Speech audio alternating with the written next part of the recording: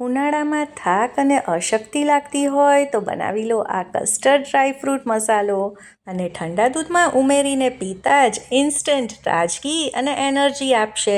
અને આ એક જ પાવડરમાંથી તમે દૂધ, cold drink, rabri, basundi, fruit salad કે પછી કુલ્ફી પણ બનાવી શકો છો. તો એકવાર બનાવી આખા ઉનાળામાં અલગ અલગ રેસીપી બનાવી એન્જોય કરો. તો ફક્ત 5 મિનિટમાં તૈયાર થતો આ મસાલો બનાવી લઈએ. તેના માટે સૌથી પહેલાં આપણે જાડા તળિયાવાળું એક પેન લઈ લઈશું અને તેમાં થોડુંક પાણી ઉમેરી દઈશું. અને આમાં ઉમેરી દઈશું 1 લીટર દૂધ. તો તમારા ઘરે જે પણ દૂધ આવતું હોય તે તમે આમાં લઈ શકો છો. તો તમે આમ તો આ મસાલાને ઠંડા દૂધમાં પણ ઉમેરી બ્લેન્ડર ફેરવીને વાપરી શકો છો, પણ જો તમને સરસ રિઝલ્ટ જોતું હોય તો આ રીતે તમારે દૂધને સૌથી પહેલાં ગરમ કરવા મૂકી દેવાનું. 1 લીટર દૂધમાંથી મેં અડધો કપ દૂધ અત્યારે સાઈડમાં રાખેલું છે અને આ દૂધને આપણે ગરમ કરવા માટે મૂકી દઈશું. તો હવે આપણે આજનો આ મસાલો તૈયાર કરી લઈએ. તેના માટે મિક્સર જાર લઈ લઈશું અને હવે આપણે આમાં ઉમેરીશું 1 કપ ખાંડ. તો તમે ખાંડની જગ્યાએ સાકરનો પણ ઉપયોગ કરી શકો છો, જે ગરમીમાં ઠંડક આપશે. આજે આપણે જે માપમાં વસ્તુ લેવાના છીએ તેના માટે 1 કપ ખાંડ પરફેક્ટ માપ છે. હવે દૂધને એકદમ જ ક્રીમી અને ઘાટું બનાવવા અને સરસ ફ્લેવર આપવા આજે આપણે આમાં કસ્ટર્ડ પાવડરનો ઉપયોગ કરવાના છીએ. તો આ 1/3 કપ કસ્ટર્ડ પાવડર છે. તો જે વેનીલા ફ્લેવરનો કસ્ટર્ડ પાવડર આવે તે લેવાનો છે. હવે ઉમેરી દઈએ આમાં કાજુ. તો આજનો આ જે મસાલો છે ને એ થોડાક દિવસોમાં જ મારા ઘરમાં તો ખતમ થઈ જવાનો છે. એટલે હું અત્યારે આને શેક્યા વગર જ લઈ રહી છું. તમારે આને જો વધારે મહિના સુધી સ્ટોર કરવું હોય તો બધા ડ્રાયફ્રૂટ્સને શેકીને લેવા. હવે તેટલા જ પ્રમાણમાં બદામ લીધી છે અને પિસ્તા પણ. મારી પાસે આ રીતની સુકાયેલા ગુલાબની પાંદડીઓ છે, તો જે હું સ્ટોર કરીને રાખતી હોઉં છું.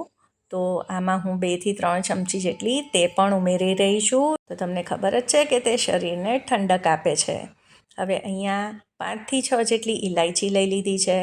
હવે તેના ફોતરા સાથે તેને નથી ઉમેરવાની, આ રીતે ખાલી એના દાણા જ આપણે આમાં ઉમેરવાના છે. હવે દૂધમાં સરસ કલર અને ફ્લેવર આવે તેના માટે 2 ચપટી જેટલું કેસર ઉમેરી રહી છું. આ ઉમેરવું ટોટલી ઓપ્શનલ છે.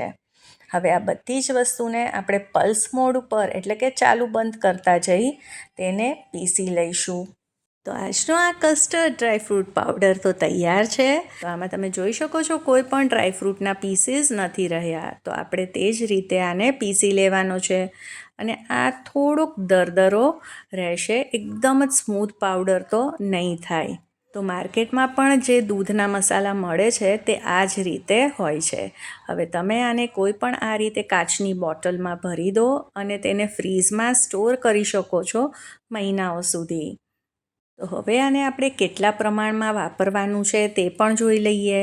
તો આજે આ 1 લીટર માટે આપણે સાદું દૂધ બનાવી રહ્યા છીએ, તો આમાં 4 થી 5 ચમચી જેટલો આ પાવડર ઉમેરવાનો છે.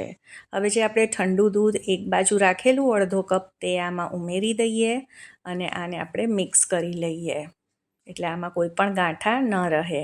હવે જે દૂધ આપણે ગરમ કરવા મૂકેલું તેમાં પણ એક ઉભરો આવી ગયો છે. તો આ દૂધને આપણે વધારે પડતું ઉકાળવાની જરૂર નથી. ફ્લેમને આપણે ધીમી કરી દઈશું અને જે આ પાવડરનું મિક્સ તૈયાર કર્યું છે તે આપણે આમાં ઉમેરી દઈશું. અને જો તમારા ઘરમાં થોડુંક વધારે ગળ્યું ખવાતું હોય તો તમે આમાં થોડી ખાંડ પણ ઉમેરી શકો છો. હું અત્યારે નથી ઉમેરી રહી.